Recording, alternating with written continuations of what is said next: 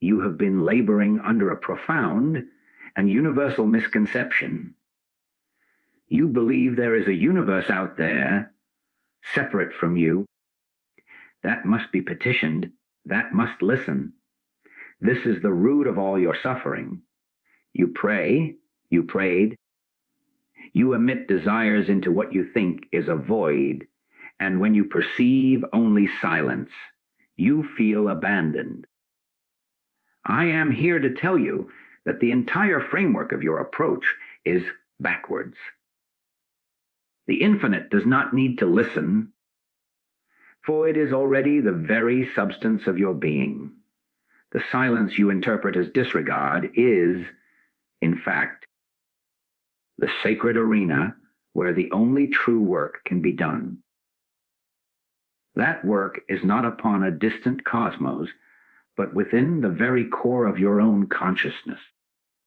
If you are experiencing a universe that does not hear, you are being given a divine signal to cease all outward seeking. There is a specific, transformative practice, an inner action, that must be taken when faced with this apparent void.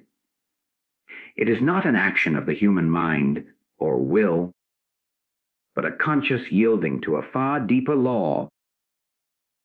What you will discover here is the way to turn that perceived silence into the most potent communion imaginable. We will move from the fruitless effort of making the universe obey to the glorious experience of realizing your oneness with its infinite operation. This is the path from beggar to beholder. To embark on this sacred transition, you must engage not as a spectator, but as a participant. Let your subscription to this channel be an outer symbol of your inner commitment to this solitary path. And if you have ever stood in that silence, feeling unheard, comment the number 7, a symbol of completion and spiritual awakening, as a token that you are ready to move beyond petition and into presence. The very idea that you and the universe are two separate entities, one here pleading and the other out there, distant and judging whether to respond, is the foundational error that cages human consciousness. This belief is so ingrained, so subtle, that it operates in every frustrated prayer, every anxious wish sent out into the night. Every moment you check the horizon for a sign that your desires have been heard. You look at your bank account and wish for more, as if supply exists in a separate realm that must be persuaded to flow your way.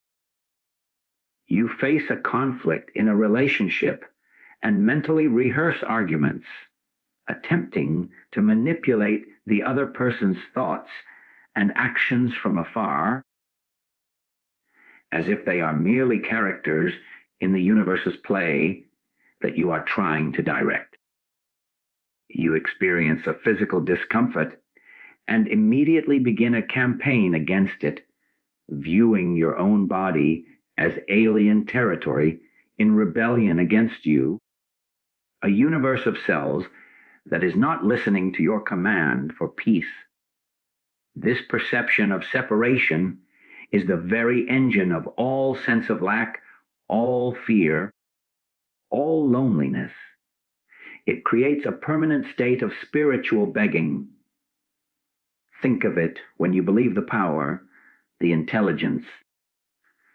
The substance is out there. You are by definition in a state of need. Your entire life becomes a transaction. You offer good behavior, positive thinking, or fervent prayer as currency, hoping to purchase a favorable outcome from the cosmic store. And when the expected goods do not arrive, you feel cheated. You wonder what you did wrong. You may try to refine your technique, speak more sweetly, visualize more vividly, all in an attempt to become a better, more convincing salesman to a universe you imagine is holding out on you. But I ask you to consider a radical, thrilling, and utterly transformative fact. There is no out there. The intelligence that forms galaxies is the very same intelligence that animates your heartbeat. The substance that coalesces into a mountain is the very substance of your own being. The life that erupts in a spring flower is not different in essence from the life that is you. The universe is not a parent you must petition.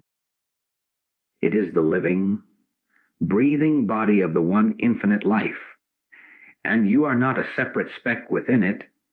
You are an individual, conscious focal point for it. You are where the universe is being you. This means the entire dynamic must be inverted. The work is not to get something to listen to you, but to realize what is already silently knowing vast as you. When you sit in meditation, burdened by a problem, and you send out frantic thoughts seeking a solution, you are like someone in a vast, sunlit room desperately striking a match to see. The sun is already pouring in, but your focus is on the tiny, flickering flame of your own mind, your own limited reasoning and desire. You are looking for light from your match, ignoring the omnipresent daylight that is already illumining everything, including the very problem you hold. So, what does it mean to abandon this concept in practical, daily terms? It begins with a sacred form of surrender, not a surrender to defeat, but a surrender of a false premise. It means that in the moment of perceived need, you pause. You stop the mental lobbying.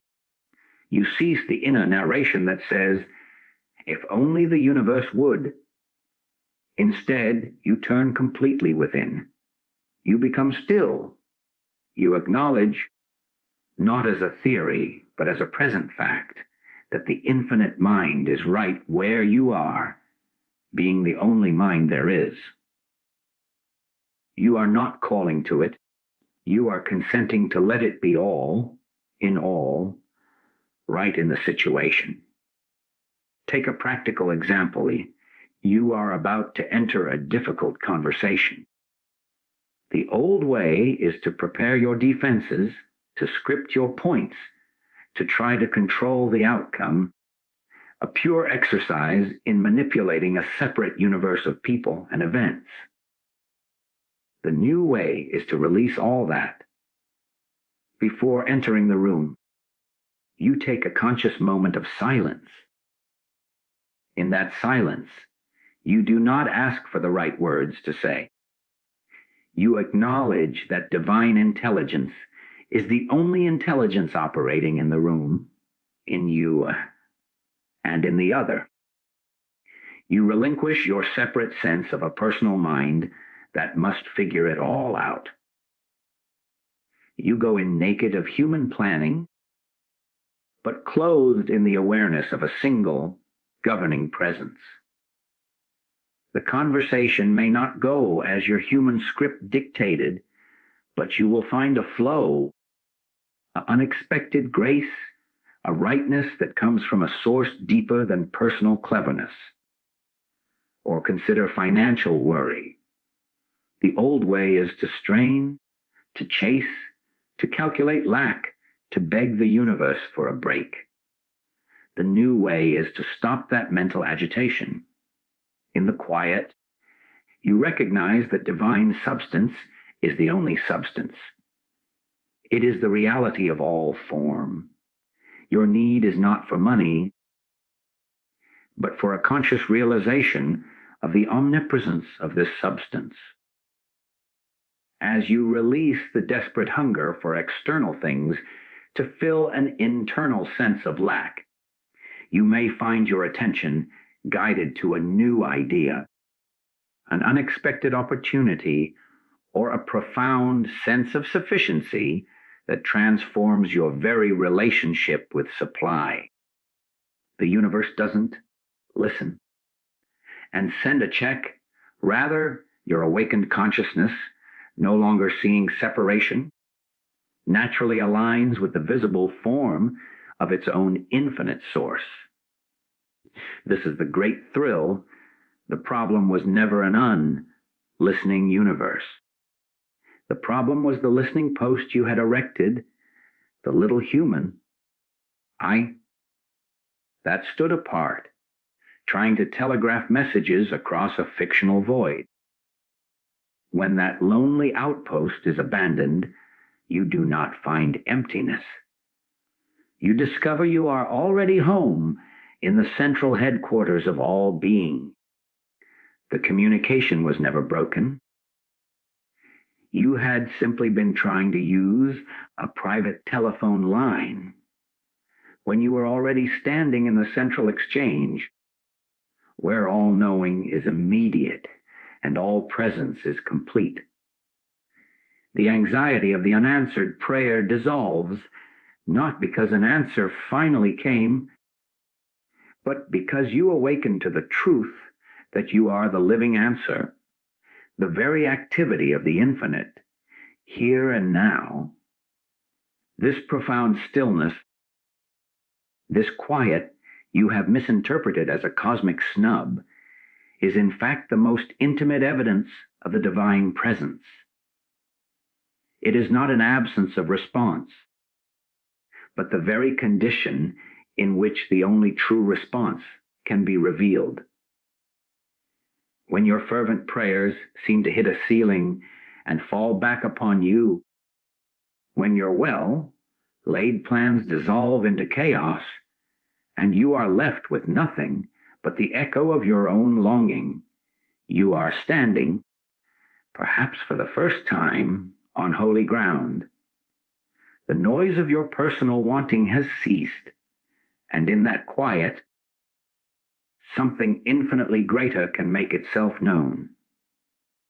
You have been knocking on a door you imagined was locked, only to realize the knocking itself was the barrier, and the silence that followed was the door swinging open into a room that was never closed. We are conditioned to interpret activity as presence and silence as absence. We want fireworks, signs, immediate and dramatic interventions that conform to our human sense of timing and drama. We desire a universe that performs on cue, but the infinite operates on a different plane, the plane of cause, not effect. The silence you experience is the universe, in its infinite intelligence, refusing to cooperate with the illusion of separation. It will not validate the lie that there are two. It will not answer the you that is praying, because that you is the fiction of a self apart from God.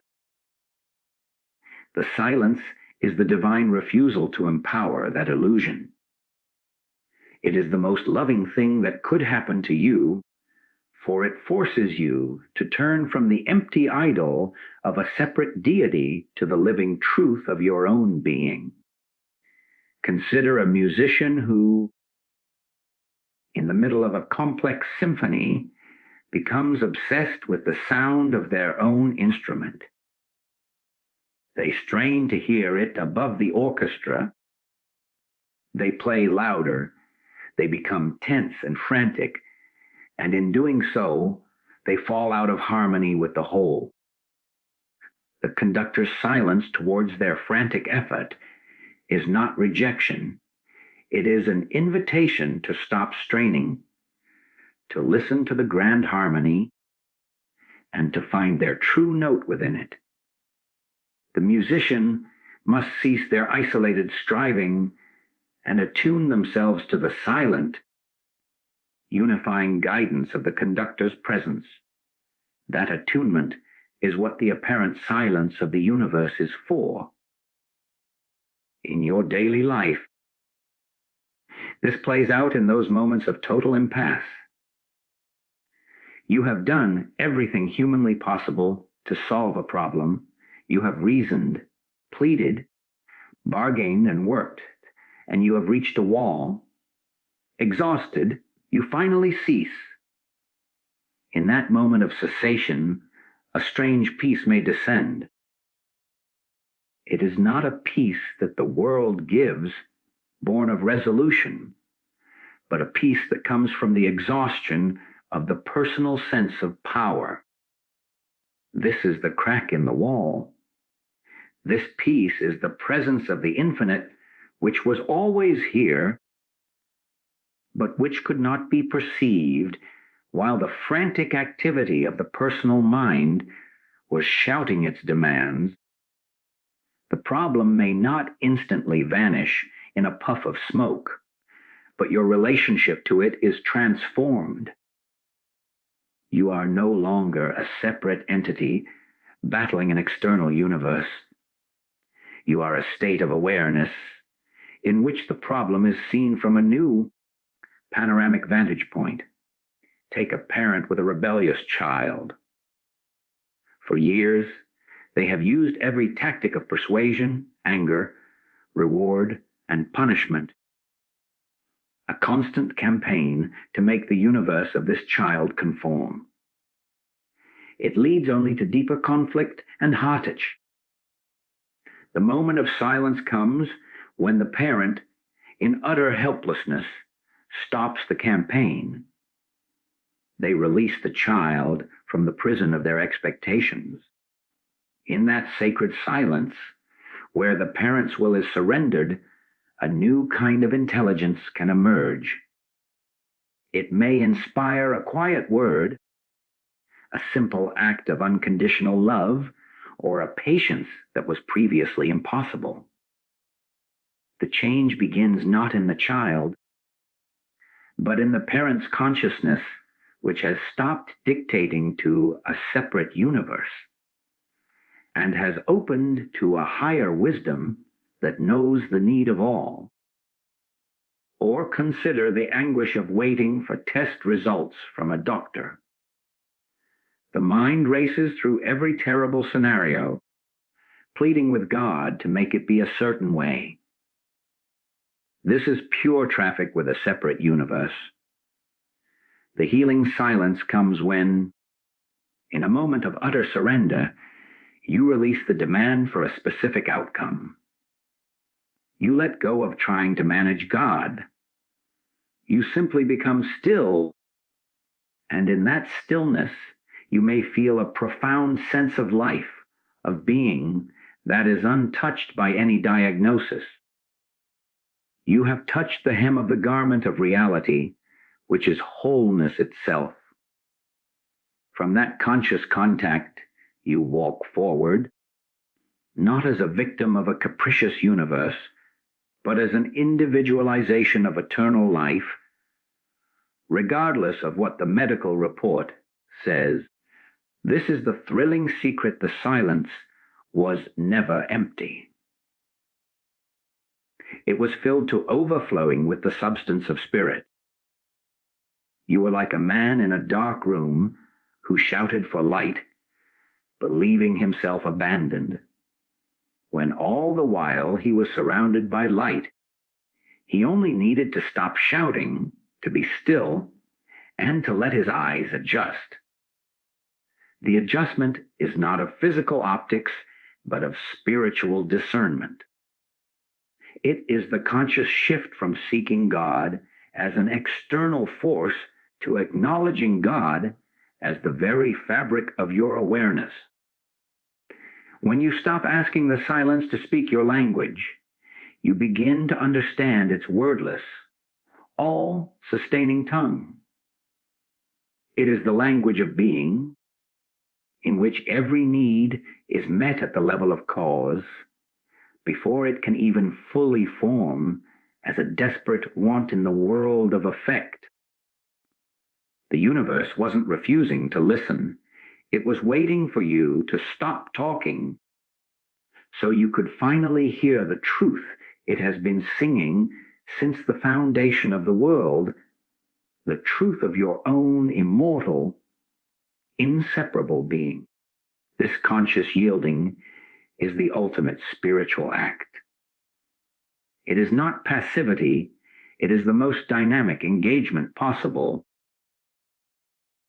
for it is the alignment of your individual awareness with the infinite creative principle. To cease all outward seeking is to turn the entire focus of your life from the circumference, where effects dance and mock you, to the center, where cause reigns in perfect, silent authority. You have been trained to believe that progress is measured by accumulation, by the amassing of evidence in the outer world that your prayers are being answered. But this is the way of the child who believes the parent's love is proven by the gifts given. The mature spiritual realization is that love is the substance itself, not its fleeting forms. When you stop seeking those forms, you make room for the substance to announce itself on its own terms, in ways your limited human imagination could never have drafted. Outward seeking is the addiction of the separated self. It is the relentless scan of the horizon for a savior, the constant mental calculation of whether you are winning or losing in your negotiations with life. It is the exhaustion of trying to rearrange the shadows on the wall, believing them to be reality. This seeking is itself the barrier, for it reinforces the conviction that what you need is not already present within you as your very life. Think of it. If you are seeking peace, you are declaring yourself to be in a state of turmoil. If you are seeking supply, you are confessing a consciousness of lack. The very energy of seeking perpetuates the sense of distance from the thing desired. It is a treadmill, and the universe, in its infinite wisdom, will not help you run faster on it. It will allow you to run until you collapse from the exhaustion of your own efforts, and in that collapse, grace finds its opening. So, what does it mean to cease? It means to institute a deliberate and revolutionary practice in the midst of daily demands. It is the inner action of dropping the mental burden. You are in a traffic jam, late for an important meeting. The old pattern is one of intense seeking, seeking a faster route, seeking to control time, seeking to punish the other drivers with your anger. All fruitless efforts to command a separate universe of events. The new practice is to consciously cease. You lean back. You take your hands, physically and mentally, off the wheel of personal control. You acknowledge, right there in the stalled car, that the infinite intelligence that governs the orbits of planets is governing this moment, this traffic, this appointment. You release the outcome. You are not seeking to get to the meeting on time. You are abiding in the truth that the harmony of the infinite is unfolding this entire scenario. The meeting may start late, or it may proceed without you, but from that point of yielded consciousness, you will be guided to the next right step, a step that emerges from peace, not panic.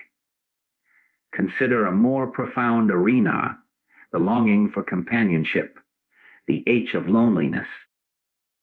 The outward seeking mode is a frantic energy. It pushes you into desperate actions, compromising your integrity, settling for less than harmony, or wrapping yourself in a bitter narrative of rejection.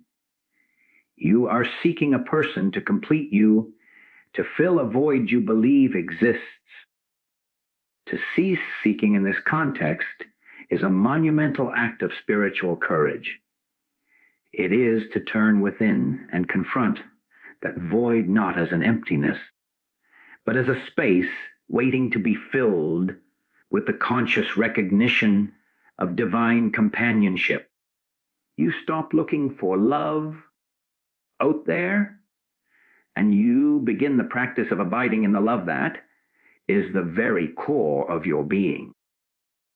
You entertain the radical idea that you are already complete, already embraced by an infinite presence that leaves no room for existential loneliness.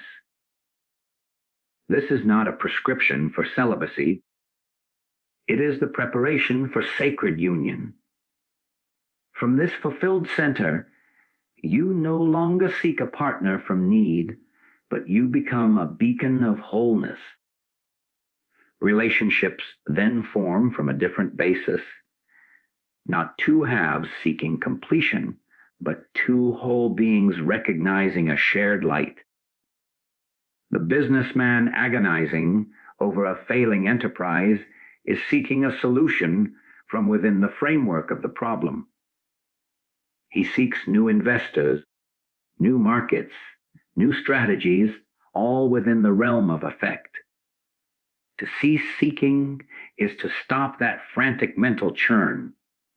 It is to close the ledger book, sit in the silent office, and acknowledge the infinite source of all supply is the only bottom line. My identity is not in this business, but in that source. This is not a denial of practical steps, but a transformation of their origin. From that stillness, an intuition may arise, a quiet knowing to call a certain person, to pivot the business in an unexpected direction, or even to release it entirely. The action that follows is not born of desperate seeking, but of spontaneous unfoldment from the center. This is the great transition from being a hunter in a barren field to being a gardener in fertile soil. The hunter must always seek, always strive, always depend on external luck. The gardener tends to the inner condition, the soil of his own consciousness, trusting that life within the seed will push upward into visible form according to its own divine principle. You stop scouring the horizon for evidence, and you tend to the awareness of presence right where you are. The pressure dissipates. The anxiety that was the engine of your seeking melts away, not because you have your answer, but because you have come home to the source of all answers. The universe, which seems so silent and unresponsive, suddenly becomes responsive in every blade of grass, every encounter, every breath, not because it has changed, but because you have ceased the frantic activity that made you deaf and blind to its eternal, articulate grace. You are no longer a petitioner at the gates. You have discovered you were always living in the palace, and the peace you sought was the very atmosphere of the throne room. This is the precise moment of transition, where the burden of human will is exchanged for the effortless flow of a higher law. The shift is not from activity to inactivity, but from the strain of personal effort to the power of an inner yielding. Human will is the engine of the separate self, the clenched fist trying to mold reality to its own limited blueprint. It is the father rehearsing his child's future, the entrepreneur forcing a business deal through sheer force of personality, the invalid trying to will their body into health through positive affirmations alone. This will is a finite current attempting to power an infinite universe, and it always ends in exhaustion, for it is rooted in the belief that you are the source, that the outcome depends solely on your personal strength, cleverness, or spiritual leverage. But there is a will that is not yours as a person, a divine will. That is the very movement of intelligence itself. To yield to it is not to become passive, it is to become a conscious conduit for omnipotence. Think of a surfer in the ocean. The surfer using human will alone would lie on the board and thrash their arms furiously, trying to propel themselves across the flat water, growing tired and going nowhere. This is the picture of human life spent in personal striving. The spiritual surfer, however, does not waste their energy creating waves. They turn their attention outward. They feel the ocean. They sense the swells rising from the deep, and they yield to that immense rising power. They position themselves. They paddle with intention. But the propulsive force is not their own. It is the ocean's. Their skill is in the yielding, the alignment, the graceful balance upon a force infinitely greater than their own muscle. Your life is that ocean, and the divine will is the rising swell. Your personal will is the frantic thrashing. The shift is to stop thrashing and learn to feel the swell. This yielding is an active, internal gesture. It is the, not my will, but thine be done, of the Christ consciousness.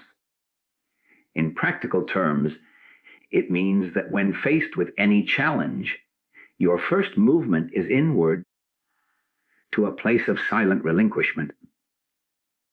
You are about to have a crucial conversation. Instead of marshaling your arguments like soldiers, an act of human will, you pause. You consciously yield the floor. You silently acknowledge, I of my own self can do nothing, the Father within. That infinite intelligence is the only presence and power in this encounter. You then proceed, not with a script, but with an attentive listening to the other person and to the intuitive promptings that arise from that deep, yielded place.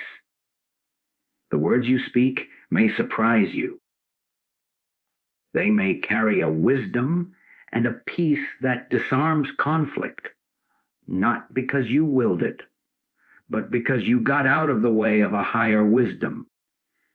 Consider the artist staring at a blank canvas. If they operate from human will, they impose a rigid idea. They strain to make the paint conform to their mental image, and the work often feels stiff, lifeless, a monument to effort. The artist who yields enters the studio with a different prayer. They prepare their materials, they still their mind, and they make themselves available. They yield to the creative impulse that flows from the formless into form. They may begin with a single brushstroke without knowing the next, trusting that the intelligence that guides galaxies can guide their hand. The resulting work has a vitality, a coherence that feels inspired, because it is. The artist did not create. They collaborated with creation by yielding their personal will to the creative principle. This is equally true in healing. A person in physical distress who operates from human will becomes a battlefield commander. They declare war on the disease. They fight it. They visualize it being destroyed. This very fight often reinforces the sense of a body separate from spirit, a universe of matter in rebellion. The yielding approach is to cease the war. In the quiet, you do not battle the condition. You yield the entire concept of a personal, vulnerable body to the truth of spiritual identity. You acknowledge the one infinite life as the only life present, whole and perfect. You are not willing health into a sick body. You are yielding the belief in a sick body to the conscious awareness of eternal wholeness. The healing that may follow is not a victory of personal will over matter, but a harmonious adjustment as consciousness aligns with its own flawless source. The thrill here is the discovery of true power. Personal will is exhausting because it is finite. Yielding is liberating because it taps the infinite. You are no longer the laborer trying to push the boulder uphill by sheer force. You have stepped aside to locate the lever, the principle of leverage that allows the boulder to move almost of its own accord. Your work is not in the pushing, but in the conscious alignment with the principle. The anxiety of being the sole author of your destiny evaporates. You are not the playwright frantically rewriting the script in the middle of the performance.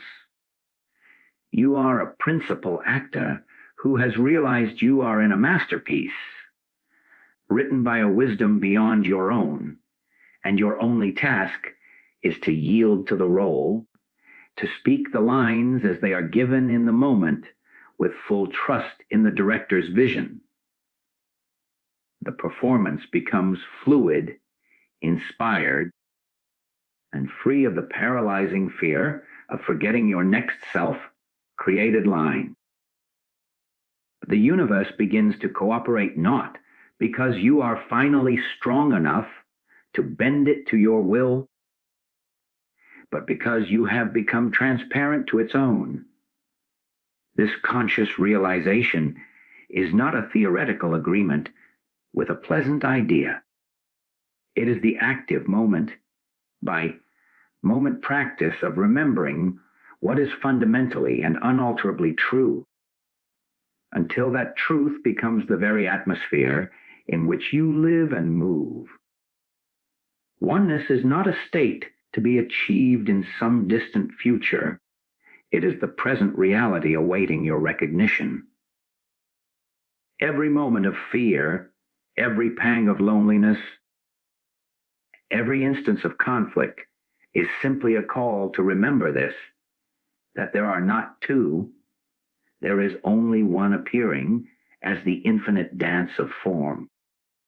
The practice is to take this from the realm of philosophy and plant it squarely in the center of your daily experience, to let it dissolve the apparent solidity of the world of separation. Begin with the most ordinary moments. You are walking down a crowded street. The old consciousness sees separate entities, threats, competitors, strangers, objects of desire. The practice of oneness does not mean you naively ignore human interaction. It means you consciously adjust your inner sight. As you walk, you silently acknowledge, the life that is my life is the life in every person I see. The consciousness that I am is the one consciousness appearing as all this. You do not say this to the people. You say it to yourself until you feel it. You are not looking at separate beings. You are witnessing the infinite expressing itself in infinite ways. The man rushing past you is not a separate universe of worry. He is that same peace you seek, momentarily forgetting itself. The child laughing is not a separate bubble of joy. It is your own joy manifesting there. This practice dissolves judgment and fear. It replaces alienation with a silent, profound kinship. Now bring it to a point of friction. You are in a disagreement with a coworker. The surface mind sees an opponent, a separate will antagonistic to your own. The battlefield is drawn. The practice of oneness is your most powerful spiritual tool. In the heat of the moment, you inwardly pause. You relinquish the mental story of me versus you. You acknowledge there is one divine intelligence here, and it is the only mind in operation. It is expressing itself as this entire situation, including this person and including me. You do not yield your practical position out of weakness. You yield your belief in separation. From that inner stance, you speak and listen. You may find your words becoming clearer, less defensive, more aimed at a harmony that serves a purpose greater than either of your personal victories. The conflict often resolves not because one will conquer another, but because the recognition of a shared source reveals a third, higher way that was invisible from the trenches of duality. Apply it to lack. You open a bill, and the number causes a sinking feeling. The world of separation declares, you do not have enough. Supply is out there, and you are here without it. This is the illusion in its most visceral form. The practice is to close the bill, if only for a moment, and close your eyes. You consciously move from the image of lack to the felt reality of source. You affirm not with begging, but with acknowledging, I am not a separate entity seeking supply. I am one with the infinite substance from which all form proceeds. My very consciousness is an activity of that substance. You abide in that feeling. You let it fill you. The bill has not changed, but your consciousness has shifted from the effect to the cause. From this aligned state, right action arises, an idea for a solution, a forgotten resource, a calm clarity to make a necessary call. The money may come from an unexpected avenue, not because you manipulated a separate universe, but because your consciousness, no longer blocked by the fear of separation, became a clear channel for the flow that was always present. This practice reaches its most profound depth in the face of loss or grief. Here, the sense of separation screams its loudest. The illusion says a part of the one has been torn away, leaving a permanent void. The practice of oneness is the balm that can never be applied from the outside. It is the slow, courageous turning of the heart toward the truth. In the quiet, you feel the pain fully. But into that pain, you introduce a new awareness.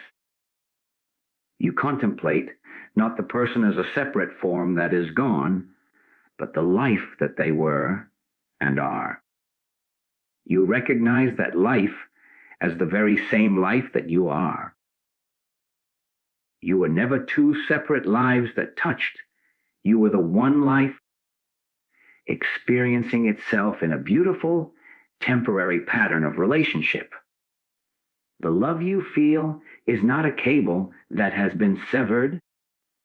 It is the ocean in which you both swam and still swim. The loved one has not gone heave from life. They have moved within the one life, like a wave returning to the ocean. You are not separate from that ocean.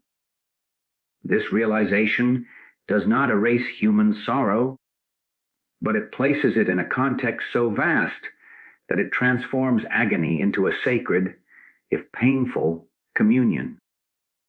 The sense of abandonment gives way to a felt sense of eternal, indivisible connection. This is the daily alchemy. You are not trying to build a bridge to God across the chasm of separation.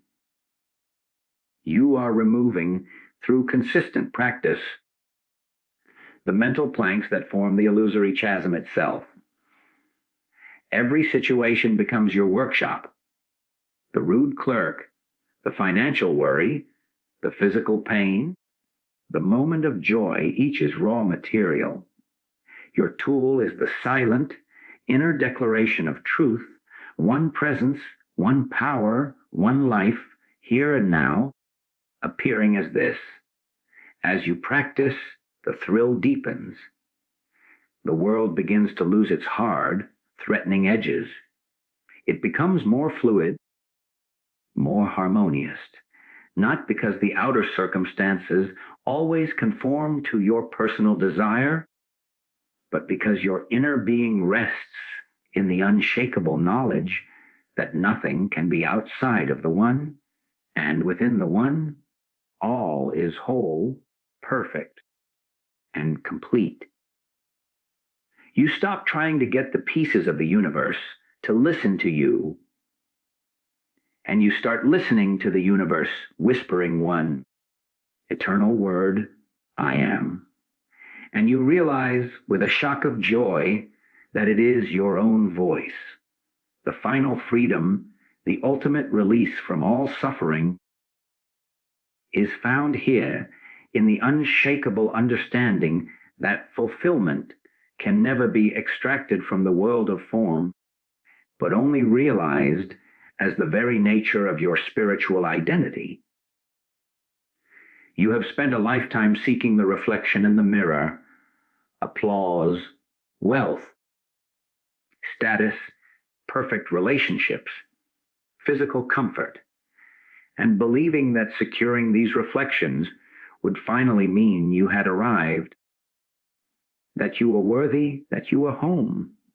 But every reflection is temporary, subject to change and loss, and thus every fulfillment based upon it is a hollow victory, a feast that leaves you hungry again an hour later. The universe seems not to listen precisely because you are asking it to validate an illusion. The illusion that you are the image in the mirror, rather than the boundless consciousness observing it.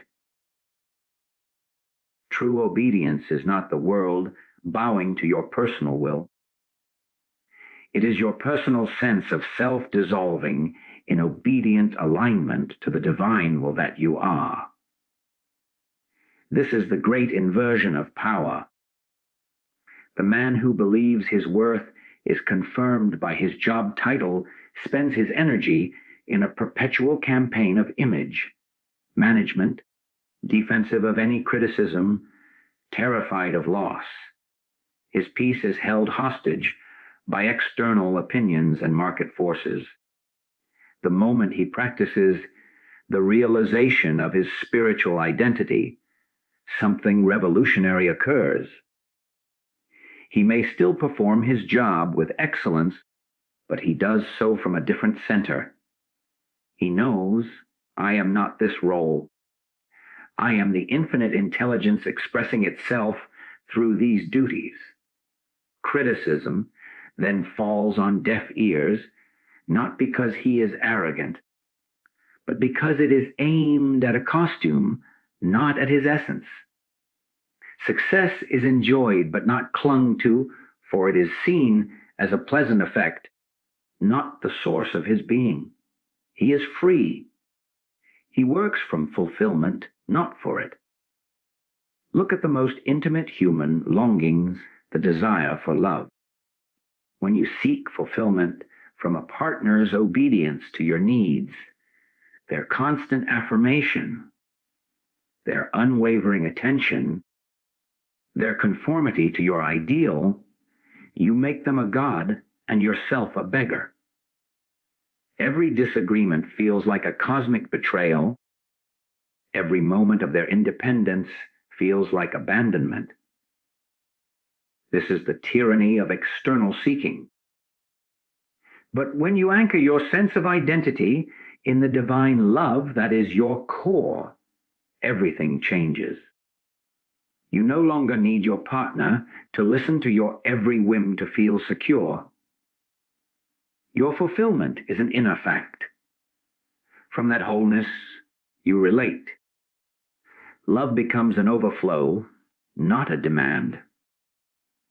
You can listen to them deeply, not because you are seeking something from them, but because you are expressing the loving consciousness you are.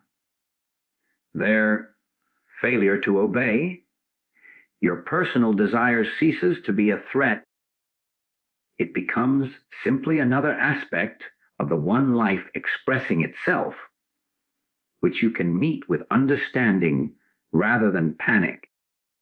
The relationship transforms from a tense contract between two separate entities into a shared exploration of the one life you both are.